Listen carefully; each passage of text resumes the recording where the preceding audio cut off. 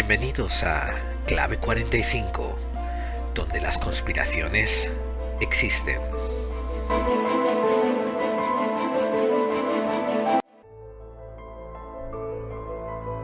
Uno de los relatos más impactantes que pueden ustedes oír o pueden leer es probablemente El dinosaurio, del escritor guatemalteco Augusto Monterroso. Se lo voy a leer a continuación. Cuando despertó, el dinosaurio todavía estaba allí. Este fabuloso microrelato incita en los oyentes, en el lector, que la imaginación se dispare y que inevitablemente nos lleve de la mano a miles de vericuetos inesperados, nos ponga en situaciones donde no esperábamos estar, nos imaginamos finales alternativos, cosas muy sanas en el ejercicio de la imaginación gracias a esta pequeña joya. Bien, esto tiene que ver un poco con el tema de hoy. Cuando la gente oye hablar de OPARTS, hay miles de teorías que a la vez se disparan, la imaginación se desboca y a todo el mundo nos hace soñar un poco más. Por eso hacía falta tratar este tema. A mí me fascina, a mí me encanta el tema de los OPARTS y espero que consigamos hacer un programa muy interesante y uno de muchos, porque no voy a intentar acaparar todos en un solo programa. De hecho, yo les voy a rendir tanta pleitesía y tanto honor a los OPARTS que voy a dedicarle varios programas a diferentes grupos de OPARTS por diferentes razones. Y hola amigos, buenos días, buenas noches, buenas tardes, buenas madrugadas. Todo depende desde dónde y desde cuándo en el tiempo nos estén escuchando. Esto es un podcast y como ya deben de saber, es en diferido. Bienvenidos a Clave 45, donde las conspiraciones existen. Les saluda una vez más efusivamente su amigo, su compañero de viaje, Gerald Dean. Y hoy vamos a tocar un tema por el que yo siento un gran aprecio, los OPARTS. Los OPARTS, que son considerados, la traducción es considerada como objetos fuera del tiempo o fuera de su lugar. Así que en el programa de hoy nosotros vamos a lidiar un poco más con la traducción de lo que quiere decir OPART y vamos a empezar a hablar de algunos de ellos y por qué es tan fabuloso hablar de ellos.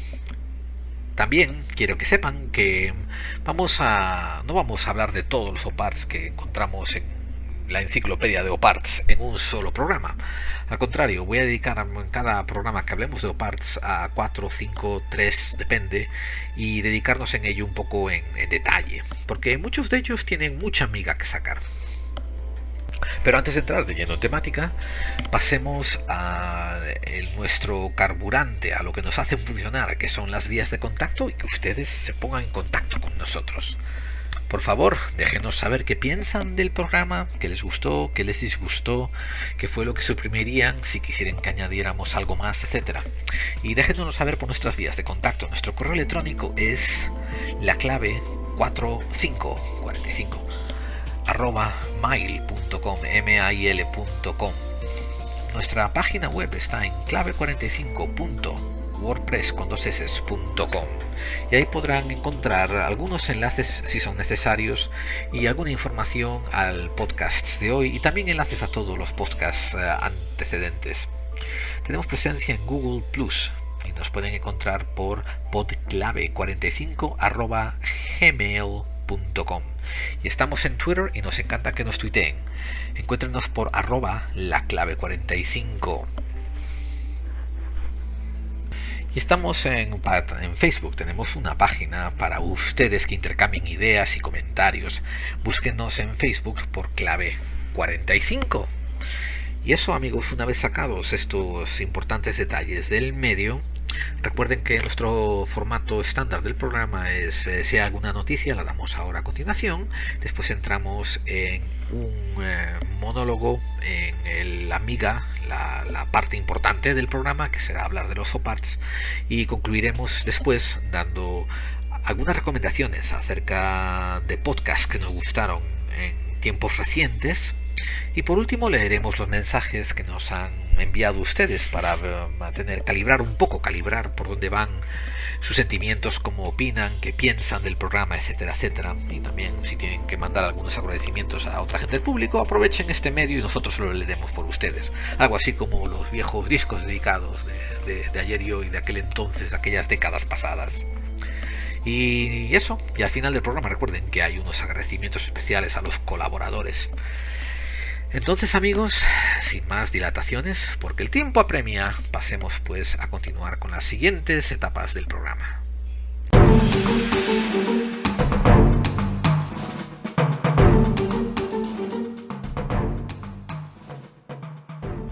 Hoy en Buscando Claves, los OPART, primera entrega. Hay muy pocos tópicos en los temas del misterio que son tan allegados a mi interés como son los OPARTs. Casi puedo decir que creo que los OPARTs fueron la razón principal por la que yo me adentré en estos terrenos de las cosas mistéricas, esotéricas y conspiracionales. Ojo, en investigar las existencias y la veracidad de los OPARTs, he encontrado que hay una cierta, mínima, pero cierta, correspondencia también con algunos temas conspiracionales.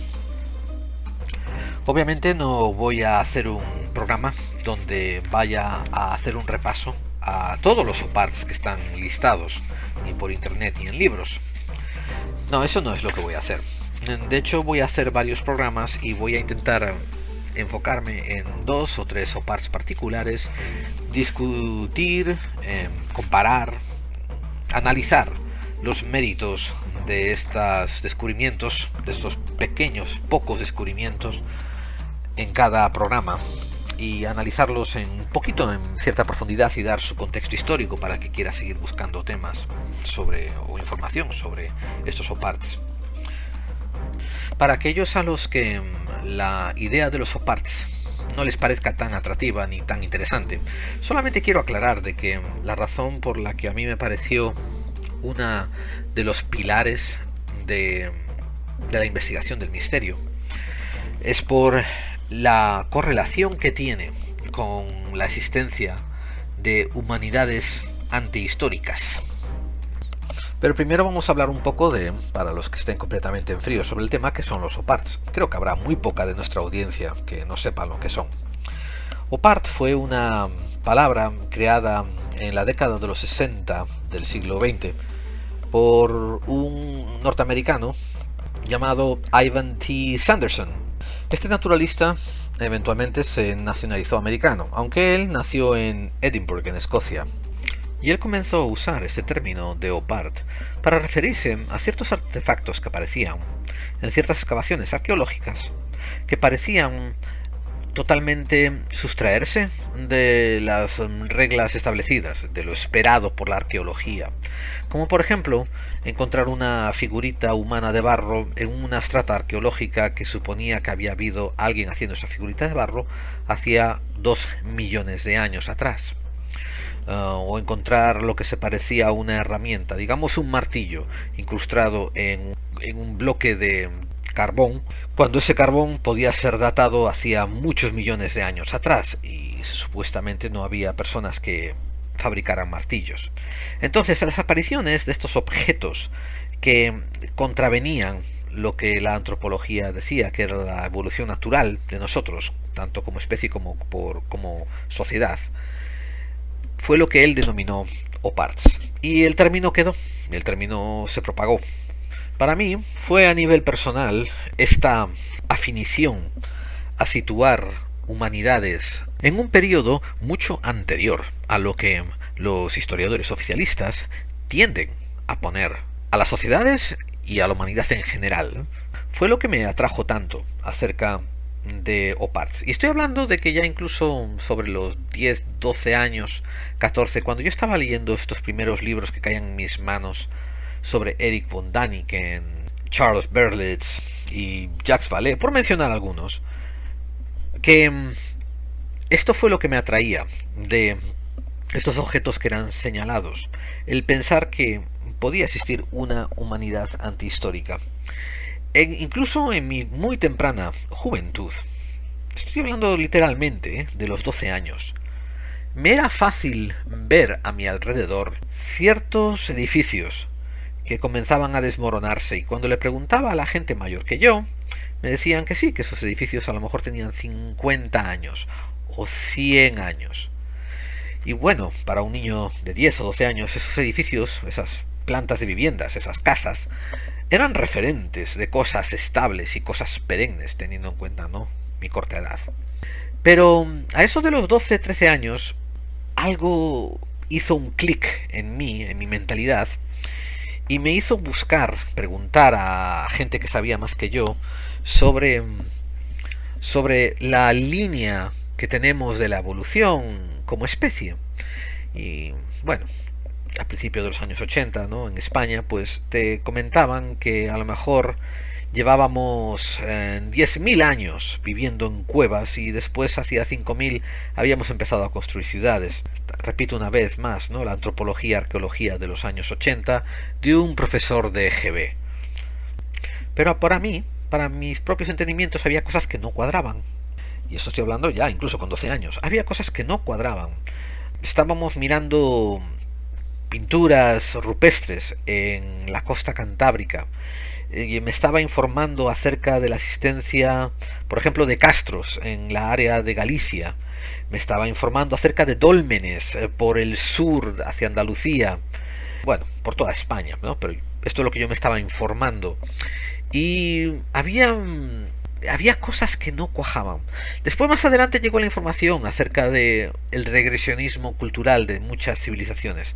Por ejemplo, el hecho de que la cultura egipcia sea capaz de producir unas pirámides excelentes en su etapa más antigua, pero después, cuanto avanzan más, pues producen unas pirámides de peor calidad, más deleznables, que no son capaces de aguantar tanto el paso de los tiempos. Entonces yo me sentaba, ya vamos a avanzar un poco en el tiempo, es decir, 14, 16 años, y ya cursando estudios de bachiller, ¿no? Y uno decía, caramba, entonces si en teoría nos lleva, pongámosle 6.000 años, empezar a vivir en comunidades, en ciudades, y poner un hombre en la luna, ¿qué pasaría si hubiese algún cataclismo, algún evento natural, algún evento artificial que interrumpiese este progreso? Y uno miraba la fragilidad de la vida contemporánea. El hecho de que si nos quitan la electricidad por un periodo largo, pues no sabemos qué hacer con nuestras vidas. Imagínese en su propia ciudad o en su propio pueblo que falte la electricidad por 2 meses.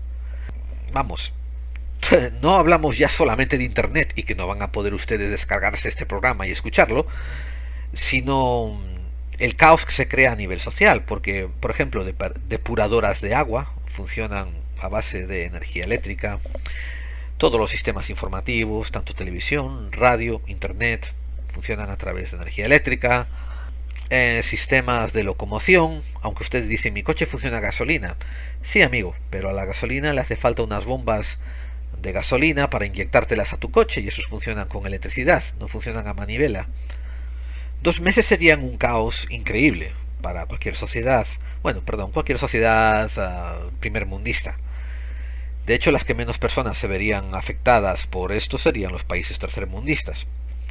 Pero bueno, los países primermundistas se verían muy afectados por 2 meses de este incidente sin electricidad. Imagínense, por ejemplo, que no pueda volver a haber electricidad por 1 año o 2 años debido a que haya un cambio de radiación solar que produzca cambios en el magnetismo de la Tierra, y eso afecta a cómo se transporta la electricidad. Entonces aquí estamos hablando también de una devolución, una de-evolución, volver hacia atrás.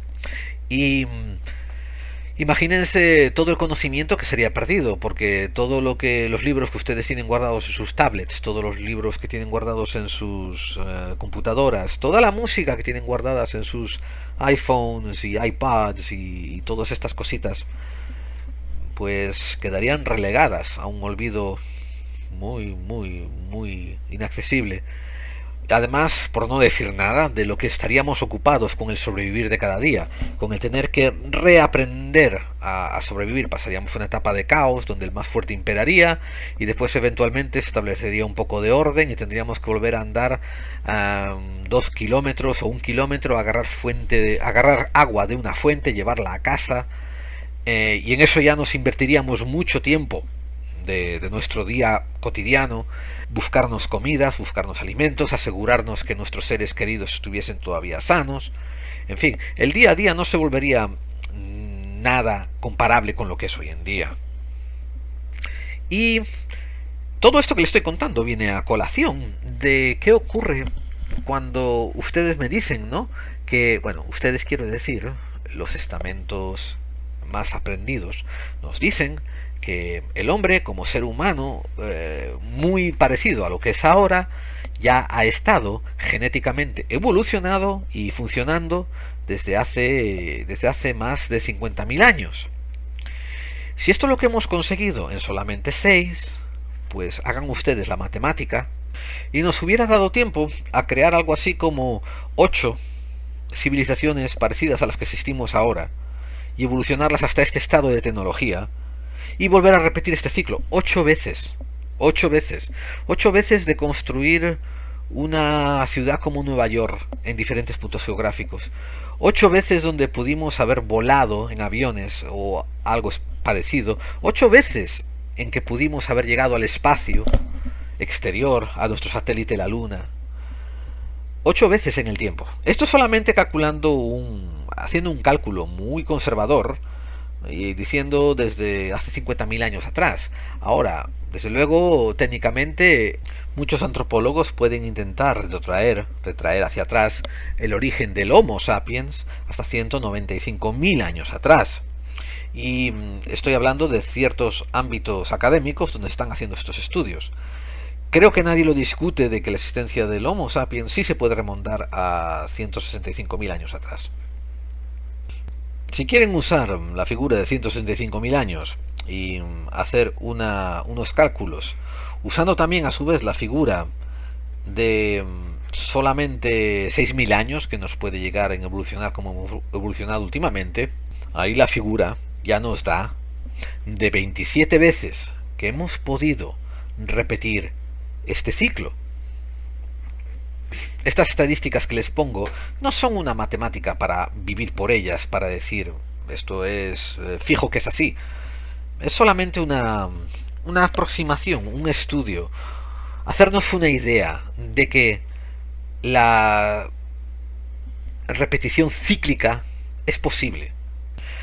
Ahora, no digamos nada si nos metemos en los derroteros de una diferente rama de evolución genética que haya sido completamente distinta del Homo sapiens actual, pero que pudo haberse divergido de otros primates hace quizás no cientos de miles, sino quizás hace ya millones de años.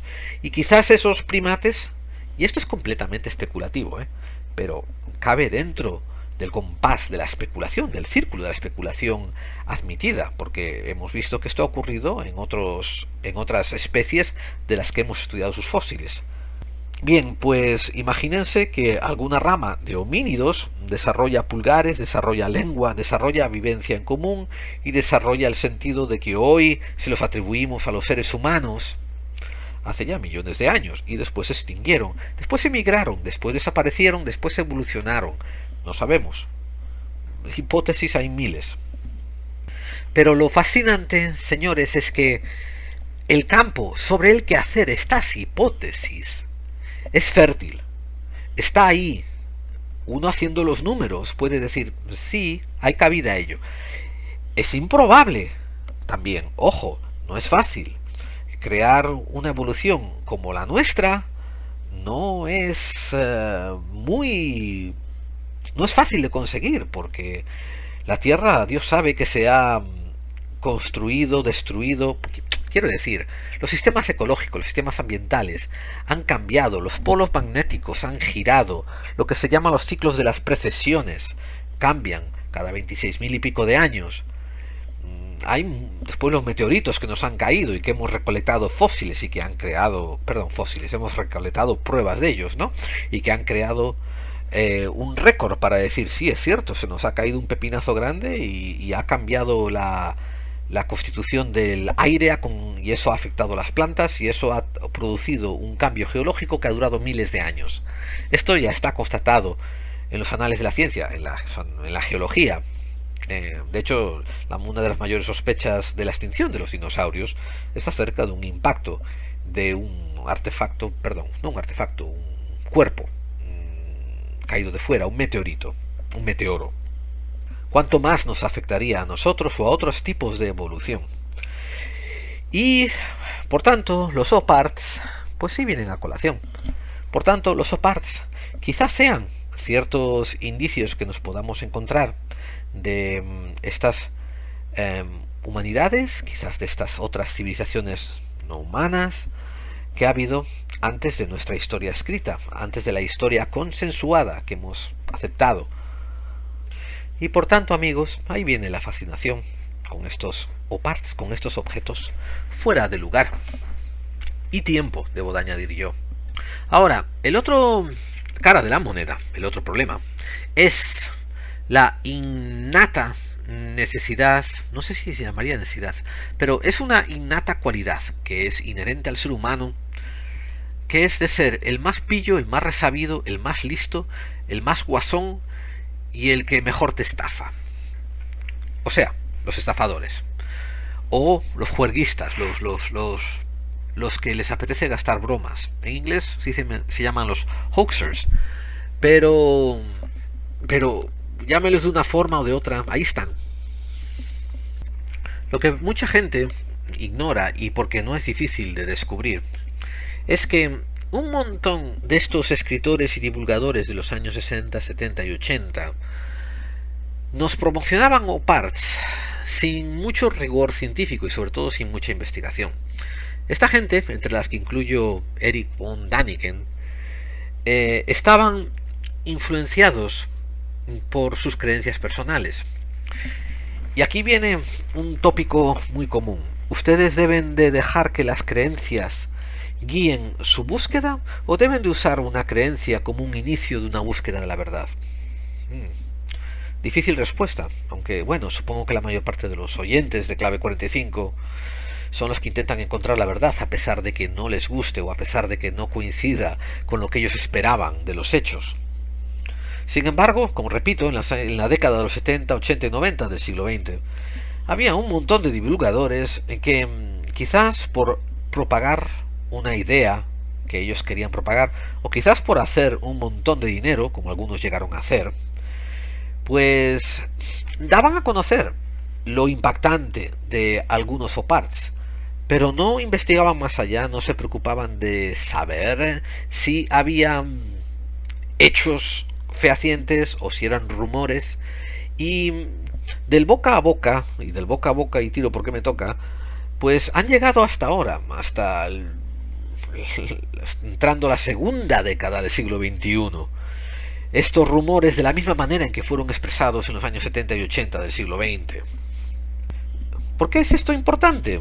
Bien, porque durante el siglo XIX en particular había una inmensa cantidad de bromistas, de especuladores y de estafadores que no tenían ningún problema en usar cualquiera de los medios formales para conseguir lo que se querían proponer. En el siglo XIX había una ciencia que estaba en manos de el poder establecido, o sea, el gobierno que tenía recursos para pagar universidades.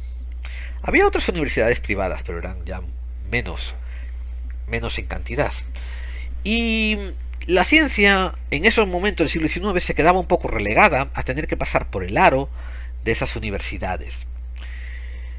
Paralelo a las universidades estaban un montón de divulgadores, incluso mucho más de los que hubo en España magufa de los años 80, saliendo con turbantes y con capas a la televisión, a hablar de visiones y de contactismos con cosas raras. mucho más que eso. Y estamos hablando del siglo XIX, bueno, hacia finales ya del siglo XIX. Entonces había mucho la propensidad, por ejemplo, de uno agarrar un objeto, digamos una rueda de metal, escarbarla con signos, incluso pagar a un trabajador del metal que te la escarbara que te la carbara con unos símbolos que tú quisieras ponerla. Después buscarte un terreno, escarbarla y esconderla, y después, un día, de dejar que pasen unas semanas, llamar a unos periodistas para decirle que mientras estabas excavando un pozo de agua en esa localidad en la que has escondido tu objeto, encontraste este objeto asombroso. Y en la prensa del siglo XIX había una cantidad de pasquines, de folletos, de novelitas, de libritos, donde estamos hablando del siglo XIX. La prensa escrita era rey, imperaba en cualquier medio de comunicación. Era el medio de comunicación más preferido que había y más divulgado. Entonces siempre existía algún periodista, nunca faltaban periodistas que, porque tenían el día un poquito lento, te acompañaban y escribían lo que veían y sobre todo escribían lo que tú le relatabas. Y ellos se lo mandaban a su periódico. Y como ya empezaba a haber sindicalismos de periódicos, y esto quiere decir, no estoy hablándote de, por ejemplo, comisiones obreras, ni sindicatos de trabajadores, estamos hablando de el sindicalismo de una noticia, donde tu periódico tiene una noticia y se la vende a un proveedor de noticias, que eso es sindicalizarla, y ese proveedor de noticias va y se las vende a otros medios de distribución, otros periódicos, y a ti te pasa una comisión por haberle dado la noticia inicial. Esto ya empezaba a ocurrir en el siglo XIX, y era fácil de que una noticia así, que le llamaba la atención a la gente, hemos descubierto un disco antiquísimo y de la manera en que estaba enterrada es posible que perteneciese a hace 5000 años antes de Cristo y tiene unos curiosos jeroglíficos que parecen medios persas, medios romanos y que los investigadores ahora están tratando de descifrar qué tipo de lenguaje es ese. Ese era un ejemplo de noticia que al final llegaba a la prensa escrita, cuando resultaba que ese investigador, entre comillas, que lo estaba investigando, era el cura del pueblo en el que había sido descubierto, porque resulta que él tenía un poco de conocimiento de latín. Y cuando decían arqueólogos se referían al fulanito este que inicialmente fue a enterrar el objeto debajo del árbol y después vino a llamar a la prensa y él se las da de arqueólogo. Esto, amigos, no es un caso aislado. Ustedes pueden decidir pensar que sí lo era, que vamos, eso no ocurría casi nunca, no puede ser, estás intentando difamar a los OPARTs. No, amigos, estoy dándoles un contexto histórico. Esto en el siglo XIX ocurría con inmensa frecuencia, inmensa. Solamente hacía falta que hubiese un tío listo y después hacía falta que los periódicos estuvieran un día lento. Y mala combinación se producía. Después venía el problema del boca a boca y la propagación. Mucha gente sospecha que lo que hemos hablado anteriormente en el capítulo de El Cañón del Colorado y las humanidades anteriores, si mal no recuerdo, fue nuestro episodio 19, Humanidades Anteriores y el Cañón del Colorado, y ven que esto viene a colación ahora de Humanidades Interiores con los OPARTs. Pues cuando hicimos el podcast del capítulo 19, ya pudimos discernir que muchas de las informaciones que se estaban dando acerca del descubrimiento en el Cañón del Colorado eran bastante ambiguas, bastante poco corroborables. Y esto, si no recuerdo mal, estoy hablando completamente de memoria, era en el 1909, a principios del siglo XX. Imagínense una fecha como 1870, 1880. Ahí la cotejación por pares, la comprobación de datos existentes era aún mucho más inferior. Y estas noticias quedan escritas, quedan en la hemeroteca de periódicos y eventualmente, aquí viene la parte que lo enlaza todo, listillos como von Däniken o como Charles Berlitz agarran, las sacan, las ponen en sus libros de los años 80 y nos las venden como fíjense qué gran notición hemos encontrado en un periódico antiguo, pero que quedó relegado al olvido. Y bueno, notición, como van a ver, algunos sí son noticia, otros son noticia la maldad que tiene alguna gente, la picardía, la viveza que tienen algunos muertos de hambre. Y como ven, ya llevo casi 20 minutos y todavía no hemos tocado ningún OPART en concreto.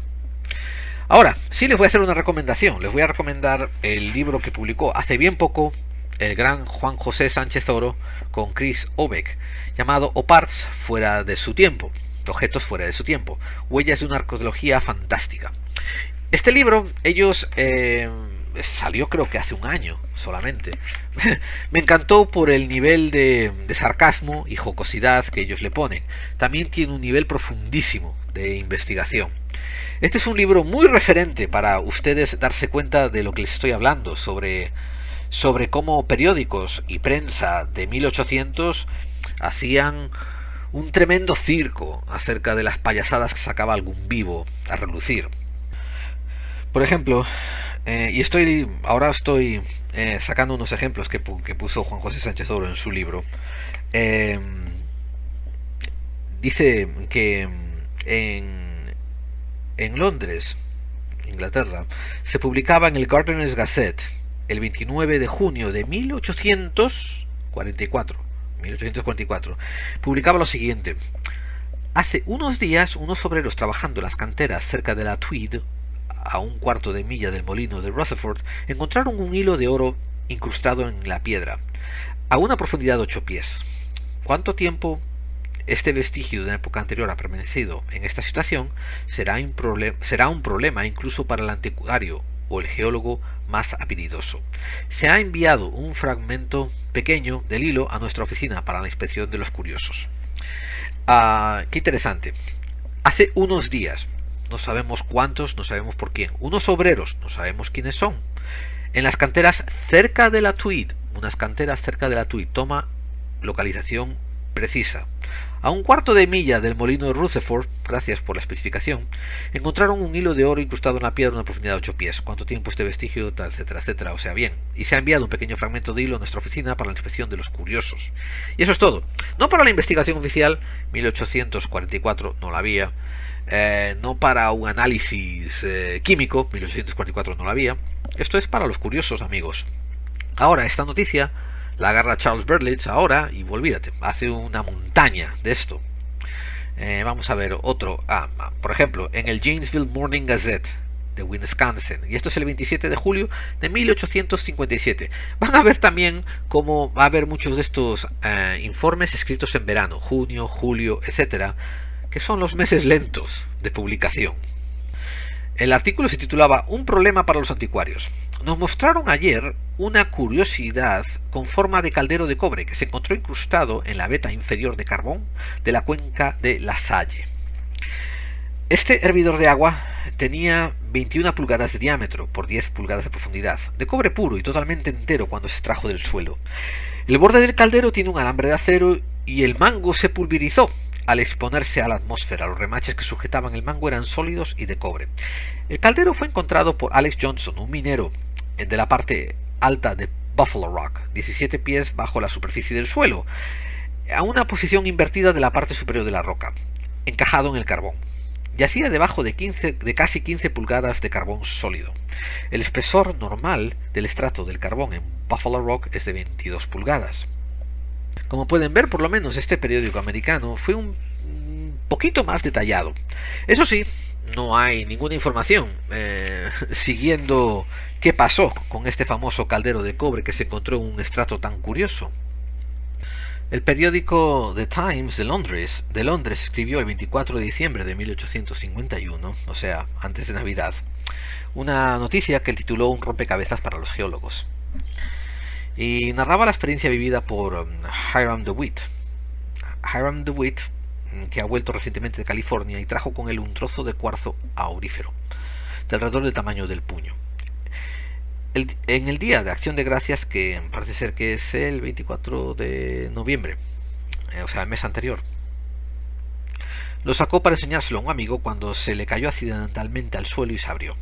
En el interior, casi en medio del trozo, se descubrió firmemente incrustado en el cuarzo y ligeramente corroído un clavo de hierro del tamaño de un clavo sixpenny. no sé cómo será ese tamaño. Estaba completamente recto y tenía una cabeza perfecta. ¿Quién hizo ese clavo? ¿En qué periodo se insertó en el cuarzo que aún no se había cristalizado? ¿Cómo llegó a California? Si la cabeza de ese clavo pudiera hablar, sabríamos algo más de la historia de los Estados Unidos de lo que probablemente jamás vayamos a saber. Una vez más, estoy leyendo, estoy sumarizando algunos casos que se aportan en el libro OPARTS, Objetos Fuera del Tiempo, de Juan José Sánchez Oro y Chris Aubeck, que es 100% recomendado desde aquí. Por favor, intenten, si pueden, si se lo pueden permitir sus medios, intenten comprarlos, porque no tiene pérdida, es un libro buenísimo. Una vez más, una noticia que aparece en este libro, recopilada del diario Morrisonville Times de Illinois, pues apareció el 11 de junio de 1891, también en verano, como pueden ver. Un curioso hallazgo fue realizado por la señora S.W. Culp el pasado martes por la mañana.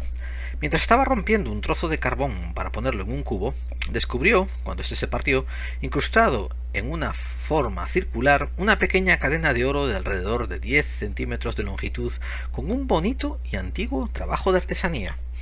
Al principio la señora Culp pensó que alguien había dejado caer la cadena accidentalmente en el carbón, pero cuando el pedazo se rompió, la parte central de la cadena se soltó, mientras que cada extremo permaneció atrapado en el carbón. Esto es un reto para los estudiantes de arqueología, a los que les encanta romperse la cabeza con la evolución geológica de la Tierra, cuya remota profundidad siempre deja caer algo curioso. Se supone que el carbón que contenía la cadena proviene de las minas de Taylorville o Pana, y casi nos quedamos sin aliento al pensar durante cuántos largos siglos la Tierra ha estado acumulando estrato sobre estrato, dejando la cadena fuera de nuestra vista. La cadena tenía 8 quilates y pesaba 8 penipesos. No sé lo que son penipesos, así que no me lo pregunten. Otra noticia que de verdad me llamó la atención fue el New Albany Daily Ledger de Indiana, el 21 de agosto, también en verano, de 1854, que reseñaba otro OPART. En el patio de piedra de Stoddard, en esta ciudad, hay una repisa de mármol de un bloque sacado de las canteras de Saluda de Dean. En esta pieza de mármol se encuentra el perfil perfecto de un rostro humano, con frente, ojos, nariz y barbilla, todo completo y del color de la piel. Hay una línea que recorre su alrededor mostrando que no está hecha de los materiales del resto del bosque. Es una curiosidad que vale la pena ver. Aquí, Juan José Sánchez Oro y yo, o Chris Aubeck y yo, o los dos y yo, coincidimos en que hay un patrón bien curioso y bien inútil, inservible, si queremos profundizar en el tema. Uno es que alguien hace el descubrimiento y por lo general es el que estaba trabajando en la mina, o el que estaba cavando el pozo, o el que estaba haciendo algo ahí. Y se pone en contacto con el periódico, no se pone en contacto con ninguna universidad ni ningún tipo de organización especializada en arqueología o antropología, se pone en contacto con el periódico. Y el periódico da la noticia y no aparecen ni fotos, ni dibujos, ni representaciones pictóricas, nada del objeto. Y después no se vuelve a repetir la noticia nunca más, no se sabe nada más y desapareció de los anales de la historia. Como comentan los autores en su libro, dicen, y estoy leyendo textualmente, esto es algo sospechoso porque el hecho de que estos descubrimientos fueran hechos entre 1820 y la primera década del siglo XX, o sea, en ese espacio de 100 años, dice, esto es algo sospechoso porque hasta el día de hoy se siguen explotando minas, cavando y rompiendo piedras en canteras, pero ya no surgen noticias similares. Los grandes proyectos de infraestructura y construcción realizados a lo largo del siglo XX y XXI debieran haberse topado con más y más subparts del mismo tipo de los citados, no con menos, y sin embargo esto no ha ocurrido. Últimamente he estado haciendo morada en el estado de Texas, en los Estados Unidos de América. Y aquí hay una combinación interesante de OPARTS, pero a la vez de acervado creacionismo. Y esto es otra parte muy interesante, el hecho de que muchos de estos OPARTS que son encontrados en los Estados Unidos de América, y después muchos de estos OPARTS son usados por los proponentes del creacionismo para defender sus teorías o sus especulaciones, no sé cómo llamarlas. Yo nunca he tenido ni tendré problemas con las creencias de las personas, siempre y cuando partamos de la base de que tú puedes creer lo que te dé la gana y yo me puedo reír cuanto me dé la gana de lo que tú estás creyendo. Los dos somos libres de hacer como queremos. Tú puedes sentirte ofendido y yo puedo sentirme malo por haberte ofendido, pero ahí se acaba la historia. Tú no tienes más derechos sobre tus creencias de las que yo tengo sobre mis opiniones de tus creencias. El creacionismo hoy en día se divide en múltiples facetas. Hay creacionismos muy ortodoxos que dicen que todo lo que está escrito en la Biblia, es una redacción periodística de la creación del hombre, de la historia del hombre, y todo es textual. Esos tipos de personas son difíciles de ser tomadas en serio por una simple contextura, por una simple matiz. El matiz está en que una cosa es que tengas una creencia y lo tienes que llamar creencia, y la gente tiene que respetar tu creencia. El respeto quiere decir que no te van a discriminar de darte una vivienda, que no te van a discriminar de un trabajo, que te van a tratar como cualquier otra persona. Eso no quiere decir que te van a dar facilidades especiales porque tienes tu creencia, ni que te van a tratar con guante blanco porque tú tienes esa creencia y porque te puedes ofender con ella. El problema está en cuando quieres hacer que tu creencia sea ciencia, o sean hechos constatables, o sea una verdad innegable. Eso es un problema, porque tú tienes que entender y tienes que llegar a la conclusión de que la creencia no necesariamente tiene que basarse en datos constatables, ni tiene que basarse en hechos fehacientes. Es una creencia. Puedes creer lo que te dé la gana. Repito, siempre que tu creencia no infrinja las libertades otorgadas a tus semejantes. O sea, supongo, y esto es un ejercicio ahora un poco ético, un ejercicio mental sobre ética, tú puedes creer que tu Dios exige sacrificios de niños y que te los comas crudos. El hecho de que tú lo creas no implica que tienes que actuar sobre ello, porque si actuases sobre esa creencia que tienes, estarías cometiendo un crimen civil y estarías infligiendo un daño a la vida de otras personas. Bien, asimismo los creacionistas pueden creer lo que quieran y debieran de llamarlo creencia, y no debieran de ponerse a pelear ni a discutir con la ciencia, porque la ciencia no está usando sus creencias. Sin embargo, hay una cierta cantidad importante de estos creacionistas en Estados Unidos de América que confunden los dos términos, confunden la creencia, la fe que tienen, con la totalidad de todo lo que hay en el mundo, con ciencia, con ética, con política, con economía. Creen que todo tiene que basarse en esa creencia que ellos tienen. Y ahí es donde falla, ahí es donde cojean las cosas. Por ejemplo, el martillo de London. London es un pueblo... Bueno, London es la capital de Inglaterra, pero London en Estados Unidos de América, entre otros sitios, es un pueblo en el estado de Texas. En junio de 1934, el señor Max Hahn y su esposa Emma estaban caminando por el condado de Kimball, que está cerca de London, en Texas, cuando vieron una piedra con un trozo de madera asomando por el exterior. Les pareció algo extraño y se despertó la curiosidad y se llevaron esa piedra con esa madera a casa.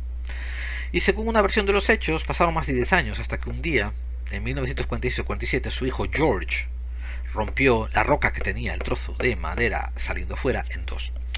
Aquí ya es un poquito extraño, porque ustedes saben cuán a menudo ocurre de que ustedes están paseando por la sierra en las afueras de Madrid, por las sierras de Andalucía, por las famosos montes que hay en Barcelona, ¿verdad?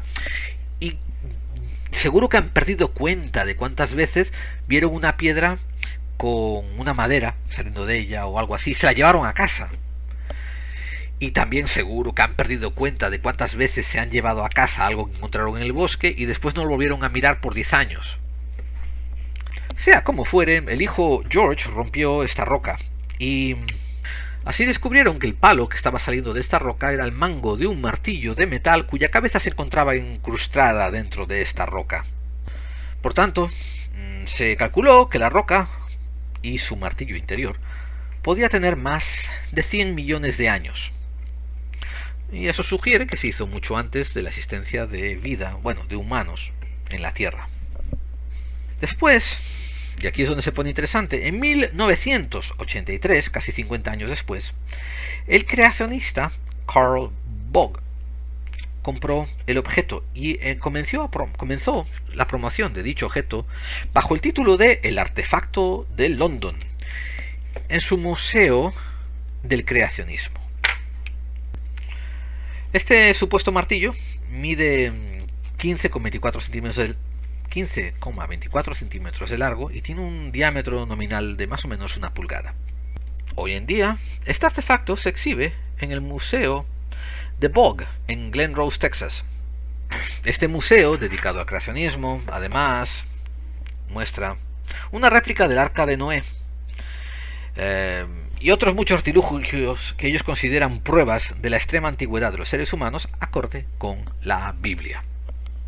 Bien, si ustedes recuerdan cómo comencé este relato, resulta que alguien estaba paseando, vio una piedra y se la llevó. Ciertos investigadores, y todos tenían mucha inclinación hacia los sistemas creacionistas de creencia, pues dicen que esta piedra de la que salió el martillo debe de pertenecer al Cretácico, al Ordovícico o al Silúrico. Ahora, no sé cómo se puede determinar mucho eso si ese análisis no se hace en situ del hallazgo.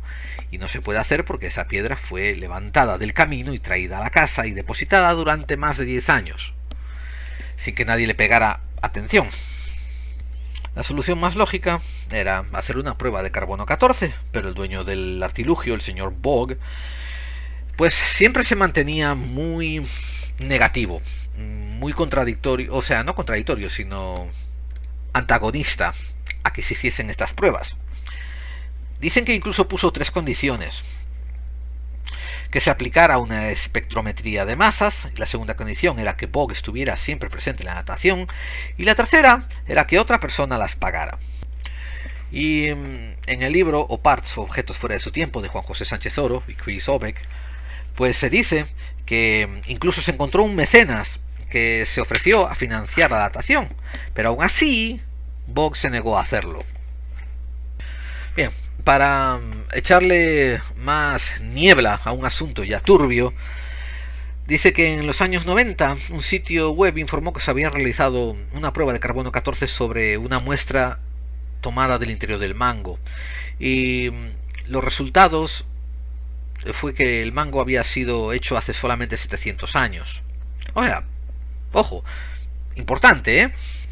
Pero claro, es un problema, es un punto de deflagración sobre las las creencias creacionistas.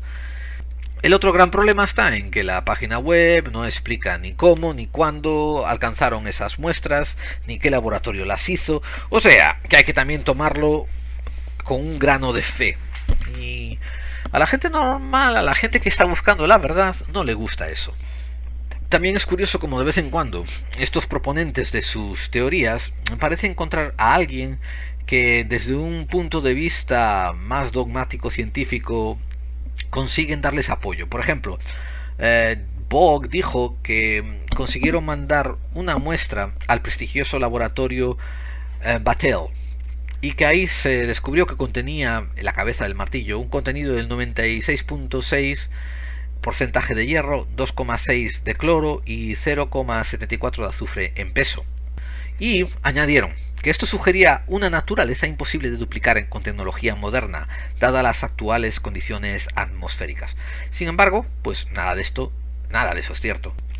Y la edición de Creation Ex Nihilo de febrero de 1985 afirmó que todas las referencias a los análisis, investigaciones o informes sobre el martillo que se realizaron por los laboratorios Battelle eran erróneas.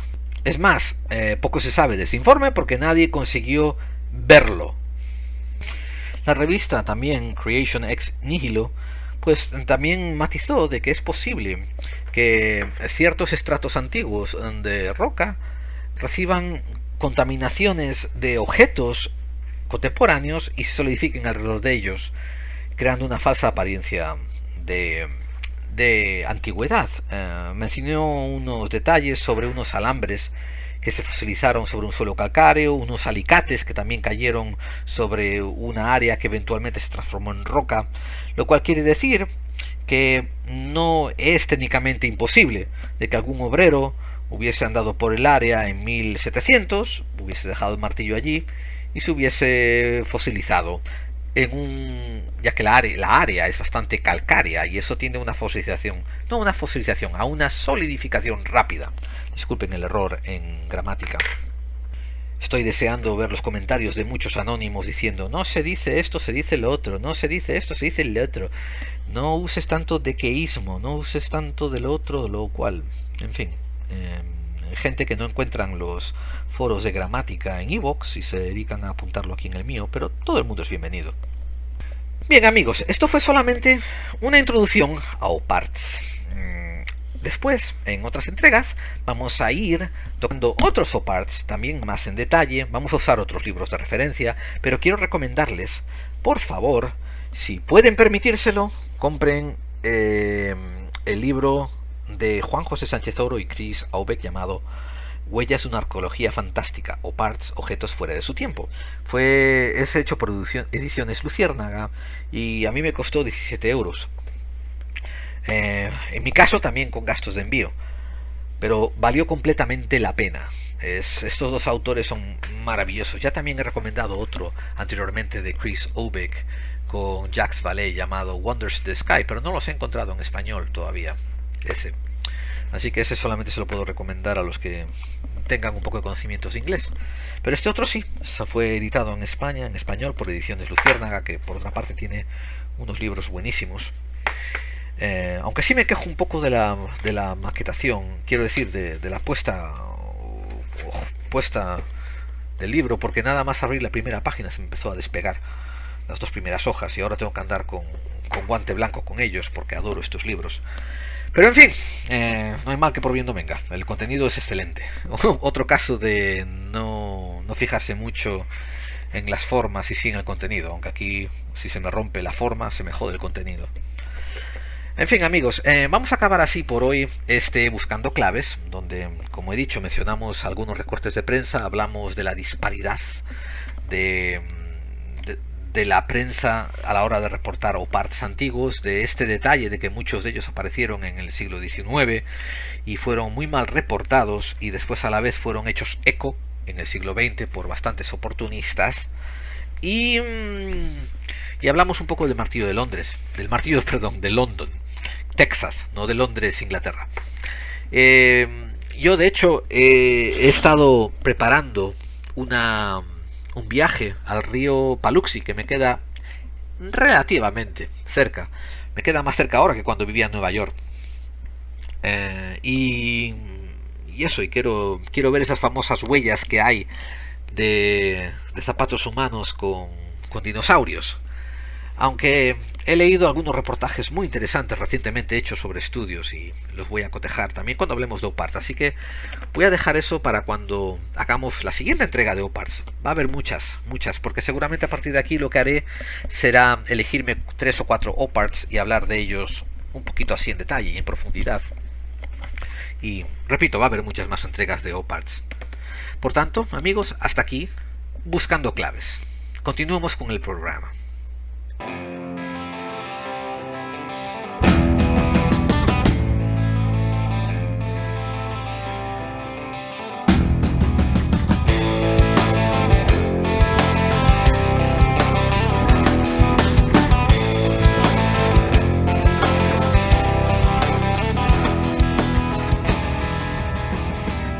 Y lo bueno de hablar de OPARTS es que cuando tiras una piedra al estanque de iVoox encuentras 10.000, 15.000, 20.000 podcasts que recomendar. Una vez más me fascina cómo programas de radio de alta difusión o difusión incluso nacional aparecen en iVoox como si fuesen podcasts. Pero bueno, la única parte buena de eso es que mayor riqueza de los oyentes. Bien, volviendo a podcasts recomendados para este episodio, pues como digo antes, hay bastante riqueza entre la que escoger. Recuerden también nuestros oyentes de que no tienen que agarrar un lápiz y un bolígrafo y ponerse a escribir como locos, porque yo, que los quiero tanto, que los adoro tanto, les he puesto enlaces en nuestra página web en clave4545.wordpress con 2 s al final.com. Así que solamente tienen que ir ahí, buscar este episodio y picar en el enlace en la parte podcast recomendados. Y para empezar las recomendaciones, empezaremos con una gente a la que le tengo un inmenso cariño. A los dos chicos de Terra Incógnita. Alex y Daniel son los co-creadores del programa. Llevan produciéndolo desde 2008. Yo ya me los he estado oyendo desde hace ya varios años. Y me encanta el formato que tienen, aunque seguro que no son a gusto de todos. Hablan de otras temáticas, se enfocan en lo forteano y tienen un muy sano sentido cínico y sarcástico sobre los temas. Pero en el medio hacen guiños a cómics, a literatura, a muchos videojuegos, cultura popular en general, pero se enfocan en muchos temas mistéricos, de misterio y forteanos. Y este podcast que vamos a traer aquí a colación en nuestra sesión de podcast recomendados es el episodio 101 llamado O-Parts segunda parte, y tienen otro que ahora mismo no lo he buscado, que es la primera parte, obviamente, porque para eso hace falta tener una primera parte antes de hacer la segunda, si quieres tener algún orden cronológico. Bien, pues el link en nuestra página web. Y a continuación también vamos a recomendar el del mítico programa Voces del Misterio, el número 400, O-Parts, objetos imposibles y fuera del tiempo. Son casi 2 horitas de un repaso bastante decente a la lista de O-Parts en general. Muchos de los que les estoy diciendo aquí dentro de estas recomendaciones nosotros eventualmente los vamos a tocar también en profundidad. Y hay otro podcast que aparece también titulado Los misterios nos miran. El programa número 8 se titula ¿Qué son los O-Parts? Y también está bastante bien. Así que creo que me he redimido en cuanto a lo parco que he sido en episodios anteriores dando podcasts y haciendo recomendaciones. Pero tengan en cuenta, amigos, de que no todos los temas tienen gran proliferación de podcast, y a lo mejor incluso aunque tengan mucho podcast, pues no son los que a mí me apetece recomendar, no son los que a mí me gustaron escuchar. Así que, amigos, por esta vez aquí quedan estos 3. Y ahora continuamos con la siguiente sección del programa, que tiene algo que ver con contactados. Creo que sí, a ver esa música.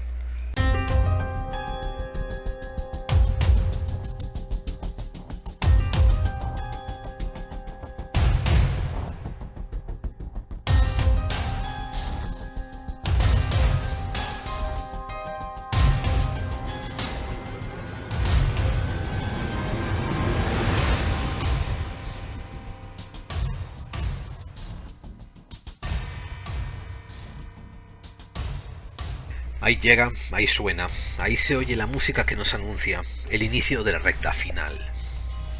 Pero no nos podemos despedir sin antes extender agradecimientos a todos esos oyentes que son los que hacen que yo me siente al pie de la computadora semana tras semana y haga esta magia, esta alquimia de sonidos y grabaciones y ponga el programa. Esta es la sección donde pasamos a leer algunos comentarios de los oyentes, los que nos llegan por Twitter, por Facebook, por el medio que sea, el muro de iVoox, que suele ser bastante concurrido.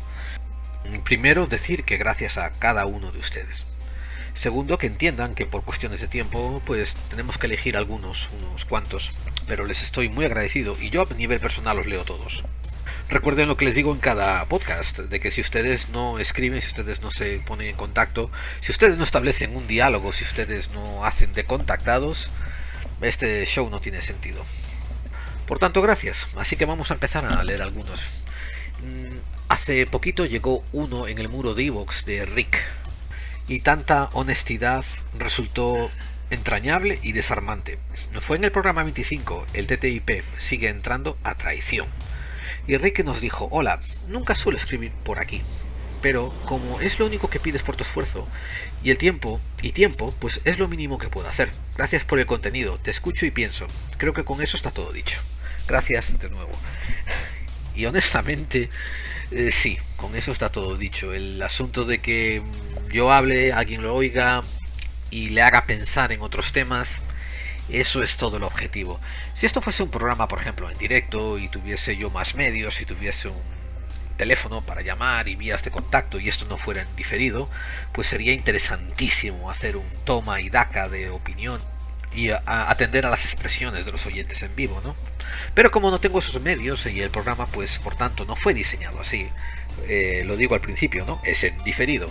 Pues básicamente yo hablo, ustedes escuchan cuando quieren y me escriben cuando pueden y yo se los agradezco siempre.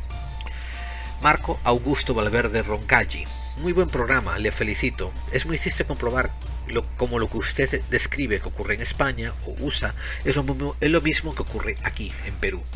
Los políticos son elegidos por sus promesas de mejoría de la situación y luego sorpresivamente continúan con el régimen establecido. Así no hay solución de continuidad para la situación actual. Los pobres cada vez son más pobres y los ricos más ricos. Los grandes ingresos que tuvo mi país hasta hace 2 años se desperdiciaron. Nunca se inició una verdadera política de capitalización del capital humano con una mejor educación y servicios de salud. En cambio, se emplearon en obras donde los políticos recibían su propinita o simplemente se robaba. Se dice que el modelo económico neoliberal es magnífico, pero a los que opinan en contra no se les brindan los medios para difundir sus ideas en la población. Los medios de los grupos de poder satanizan a cualquiera que intente difundir otras políticas económicas y en cambio difunden con fanfarria como una parte de la población ha salido de la pobreza porque su ingreso familiar bruto se ha incrementado en $35. Triste, ¿no? Era largo, pero tenía que leerlo porque, vamos, se refleja mucho la manera en la que pienso sobre lo que es esta gran estafa de la globalización y el neoliberalismo y las economías de capitalismo con mínima influencia de Estado, etcétera, etcétera. Una patraña todo. Estoy de acuerdo contigo, amigo Marco. También estaba nuestro amigo Helios Pons. En el programa 25, el TTIP sin entrar en la tradición, escribió: gran programa como todos, Geraldine. Hacedor y rompedor de ampollas entre el rancerio casporil. Y lo entiendo y agradezco la jocosidad. Gracias, amigo Helios. En el programa 24 que hicimos, el de la historia conspirativa de España en los últimos 100 años, hubo un montón de anónimos. El último nos dijo, y esto está bastante interesante: propaganda perrofláutica de la historia. Tú le mientes hasta el médico. Mientras que creo que el hermano gemelo de Anónimo, otro que también se llama Anónimo, nos escribió diciendo cojonudo y nada más. Así que muy bueno. El señor Eneco Ramírez pues nos dijo: muy buen resumen, el problema es que más de la mitad del país dirá y creerá realmente que te has inventado todo. Difícil salida tiene esto. Y es cierto, y es cierto que creo que sí, que la mitad va a descreérselo. Helio Pons también contribuyó sus 2 céntimos a la historia en el programa 24, Historia Conspirativa de España, y dijo: creo que el mejor programa hasta la fecha, y no puedo estar más de acuerdo a la respuesta que das a mi comentario en otro programa. Sigue así, y gracias por ser tan claro y sin tapujos. Y después, en el programa que hicimos del 23, el Bilderberg, ahí los tienes otra vez, de edición 2016, un anónimo escribió: fantástico programa, Gerald. ¿Consideras el Brexit un fracaso del Bilderberg? ¿Es un ejemplo de que aún los pueblos pueden marcar su destino? ¿O ha sido todo una farsa perfectamente orquestada? Saludos desde Cantabria. ¡Qué pregunta tan cargada, tan buena, tan bien pensada! ¿Es el Brexit un fracaso del Bilderberg? ¿O es un ejemplo de que los pueblos todavía pueden marcar su destino? O a lo mejor ha sido todo una farsa perfectamente orquestada. Yo le contesté diciendo: eso, buenísima pregunta, y que la respuesta detallada me llevaría un programa entero. A grandes trazos diré que yo creo que los que mandan, y esos son los que les dan las órdenes a los payasetes que acuden al Bilderberg, quieren proteger su nación barra banco, que es Inglaterra. Como saben, en la distribución geopolítica, Inglaterra se les da el papel de banco mundial, mientras que a Estados Unidos el papel de ejército mundial, por poner un ejemplo, ¿verdad? Entonces yo creo que los psicópatas que están al poder, pues quieren proteger el Banco de Inglaterra y vieron que Europa tenía muchos problemas y que la globalización podía afectar. Estoy hablando del TTIP. La globalización podía afectar a los tejemanejes que se producían en Inglaterra. Si Inglaterra era parte de Europa y el TTIP pasaba por Europa, donde todas las negociaciones pasaban a ser del mínimo denominador común entre empresas. Entonces seguramente ellos pusieron varios planes en marcha, varios planes paralelos de contingencia, con objeto de conseguir el mismo resultado, que es la protección de su banco. Porque a ellos les interesa tener el país donde reside su banco separado de las leyes globalistas que están pasando por el resto del mundo. Ahora ustedes dirán, bueno, pero ¿no es América la potencia que tiene el mayor nivel de riqueza? ¿Y no están los grandes bancos y las grandes riquezas concentradas en Estados Unidos de América? Yo argumentaría que quizás sí y quizás no. Y sé que Estados Unidos de América tiene grandes riquezas y sé que también tiene poderosísimos bancos. Pero a su vez, todo lo que pasa por la riqueza de los Estados Unidos de América vuelve a meterse por un embudo donde se redirige hacia armamentismo, hacia las Fuerzas Armadas, que es el motivo principal por la existencia de Estados Unidos de América, y es como los psicópatas que están en el poder quieren asignarle ese papel a esa nación. Yo creo que los que manejan el cotarro pues vieron que Inglaterra tendría complicaciones si que se quedaba dentro de la Unión Europea. Y quiero decir, complicaciones a nivel fiscal en general, viendo cómo están los asuntos de crisis monetaria y crisis económica dentro de Europa, pero también lo que pasaría al tener que ceñirse a las leyes de la globalización que ellos intentan imperar en el mundo. Por tanto, ahora queda Inglaterra como una isla separada de lo que es el bloque europeo y el bloque americano, que van a unirse a través del semen producido por la TTIP. También hay que admitir que también les funcionó este referéndum, porque lo sometieron a referéndum y ganó por un margen también pequeño. Recordemos que, y lamento que la gente se ofenda cuando diga esto, pero lo considero simplemente la llana y destrozante verdad. Recuerden que la mayoría del pueblo, de la masa, de la gente, de la población, pues tiene un nivel intelectual pues bastante precario. Y si no, para una referencia, fíjense las últimas votaciones españolas, ¿no? Pero la gente seguramente votó por la separación de Gran Bretaña, de Inglaterra, de la Unión Europea, pensando en algunos factores muy específicos a sus intereses, sin pensar en el beneficio mayor para el país y sin pensar unidos como nación. Cada uno estaba influenciado por sus propios miedos, y ahora se están dando cuenta de que hay cosas extrañas: el descontento social, la agresión hacia inmigrantes, que ojo, esto todavía, aún así, les beneficia a los psicópatas en el poder, porque se crea aún un sentimiento más grande de inseguridad y ellos tienen la opción de poder exigir que los ciudadanos rescindan aún más libertades a cambio de que ellos les intenten garantizar más seguridad, como hacen en todos los países. Pero también, querido anónimo, como te comenté, hacer este análisis en detalle requiere un programa entero. Y amigos, ya que ustedes saben que este programa está hecho siempre sin ánimo de lucro, la única manera de mostrar un pequeño agradecimiento es o darle al botoncito del dedo para arriba, que eso nos hace subir en relevancia dentro de la clasificación y la catalogación de iVoox, y así nos alcanza más gente y nos sentimos más motivados a hacer programas de más envergadura. Y o si no, escríbanos un mensaje y digan simplemente gracias, o buenísimo, o qué perro eres, o por favor, sácate del medio, deja de hacer esto. Lo que ustedes piensen. Tanto si les gusta nuestro programa como si por motivo ideológico lo odian, está muy bien que se verbalicen y que se expresen lo mejor posible para abrir un diálogo. Por ejemplo, ¿no? Si encuentran detalles por los que creen que estoy mintiendo, está excelente que ustedes digan por qué piensan que yo miento y que añadan algunos puntos de referencia, algunos puntos de cotejación. Este programa nunca ha sido hecho para que la gente se sienta alrededor mía, cante Kumbaya y diga, ay, qué bien, todos pensamos lo mismo. De hecho, está simplemente diseñado para dar unas vistas, unas percepciones alternativas a lo que la realidad cotidiana te ofrece.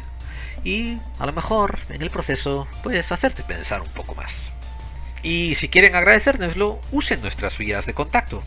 Para eso las he creado y para eso están ahí esperando su interactuación. Solitarias, perdidas, tristes, como una lágrima en el vacío. Nuestro correo electrónico, la clave 45 con número 45 arroba mail.com. Nuestra web está en clave45.wordpress con 2 s al final.com. Nuestro Google Plus está en podclave45 arroba gmail. Búsquenos por podclave45. También estamos en YouTube. Búsquenos por clave45. Van a encontrar solamente estos mismos podcasts con unos gráficos más. No tienen ninguna diferencia. Pero si ustedes prefieren el formato de YouTube, ahí lo tienen. En Twitter nos encuentran por arroba laclave45 y en Facebook estamos en clave45.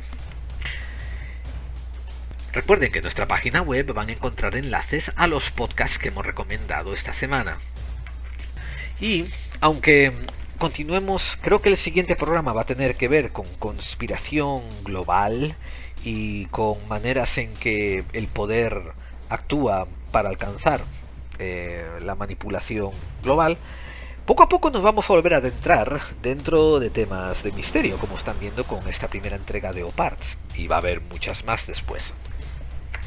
Viene ese programa que he prometido sobre Yahvé, viene algún programa donde empezamos a tratar la fantasmagénesis y el concepto de fantasmas, y lo vamos a hilvanar con ese concepto que nosotros adoramos de los daimones.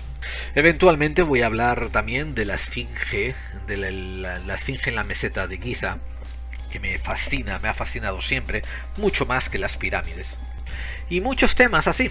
Y ojo, en el medio lo voy a volver a intercalar con algún programa sobre conspiraciones, enfocándose más en conspiraciones.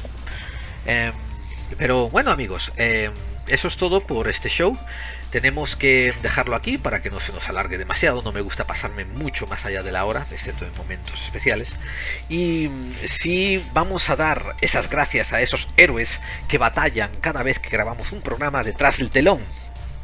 Cambian todas las semanas, tienen diferente cara, diferente nombre, pero nosotros nos esforzamos en extenderles nuestros agradecimientos igualmente. Pero antes de hacer eso, por favor, no se olviden de que salimos todos los martes, bien tempranito, en la madrugada española, a eso de las 2 o 3 de la madrugada. Así que búsquenos en iVoox, que es nuestro principal medio de publicación. Y a ser posible, recomiéndenos lo más que pueda. Pasen nuestros enlaces por Facebook, pásenselos a sus amigos, recomiéndeselos vía correo electrónicos, mándeselos por WhatsApp. Cualquier medio es bueno para propagar la difusión. Y eso es todo, amigos. Nos despedimos por hoy y vamos a dar las gracias a estos especiales colaboradores de nuestro programa. Vamos a extender nuestras gracias a nuestro asesor de seguros médicos y curas mal pagadas, el señor Aldo Loroso Picor. También vamos a darle gracias a nuestro nuevo director de catering y picoteo diverso, el señor Diego Loso. También muchas gracias a nuestra consultante en deportes y furbosala, la señora Josefa Nática. Y por último también unas gracias grandes a nuestra consultante en cirugías estéticas, asesora de imagen por la radio, la señorita Mónica Chetuda. Eso es todo, amigos, espero que hayan disfrutado. Yo desde luego me lo he pasado en grande pensando en ustedes y preparando este programa, y espero que nos oigamos el próximo martes en otro episodio más de Clave 45. Se despide de ustedes su compañero de viaje, Gerald Dean, y los emplazo para el próximo martes en Clave 45, donde las conspiraciones, crean ustedes en ellas o no, existen. Hasta la próxima semana, amigos.